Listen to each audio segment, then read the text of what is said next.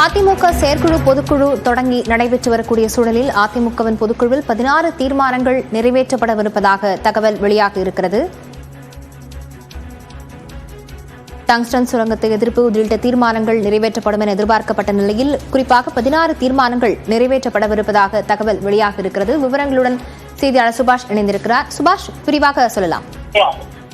அதாவது கடந்த ஆகஸ்ட் மாதம் நடந்த 16ஆம் தேதி நடந்த இந்த செயற்குழு கூட்டத்தில் எடுத்த 9 தீர்மானங்கள், அத்துடன் இன்று நிறைவேற்றப்படக்கூடிய 16 தீர்மானங்கள் என மொத்தம் 25 தீர்மானங்களை அதிமுக செயற்குழு பொதுக்குழு நிறைவேற்ற இருக்கிறது. அதை நிறைவேற்றி கொடுங்கள் என்று பேசப்பட்டிருக்கிறது. தற்போது அதிமுகவின் பொதுச் செயலாளர் எடப்பாடி பழனிசாமி பங்கேற்று அக்கட்சியின் அவைத்தலைவர் தமிழ்மகன் உசேன் தலைமையில் இந்த செயற்குழு பொதுக்குழு கூட்டமானது இங்கே தொடங்கி இருக்கிறது.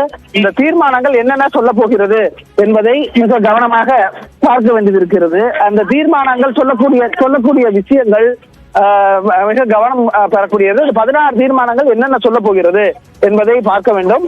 கட்சியின் பொதுச் செயலாளர் அதை நிறைவேற்றி கொடுங்கள் என்று சொன்னவுடன் துணை பொதுச் செயலாளர் KP முனுசாமி அதற்கு முன்மொழிந்து இந்த அவை நடவடிக்கைகள் தொடங்கி இருக்கின்றன.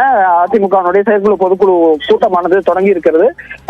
தீர்மானங்கள் எப்படி இருக்க போகிறது, எதை சார்ந்து இருக்க போகிறது என்பதை பார்க்க வேண்டும். நமக்கு முன்பு சொன்னது 18 தீர்மானங்கள் ஒட்டி இருக்கும் என்று சொன்னார்கள்.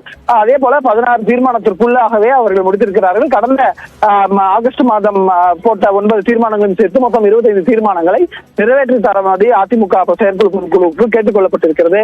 4900 பேர் பங்கேற்கக்கூடிய இந்த பிரம்மாண்ட செயற்குழு பொதுக்குழு கூட்டம் தற்போது கட்சியின் அவைத்தலைவர் தமிழ்மகன் உசேன் தலைமையில் எடப்பாடி பழனிசாமி முன்னிலையில் இந்த கூட்டம் தொடங்கி இருக்கிறது.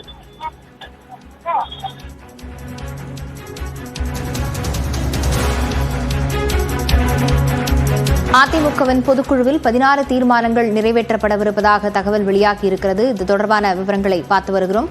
விவரங்களுக்கு நன்றி சுபாஷ் பிரபு.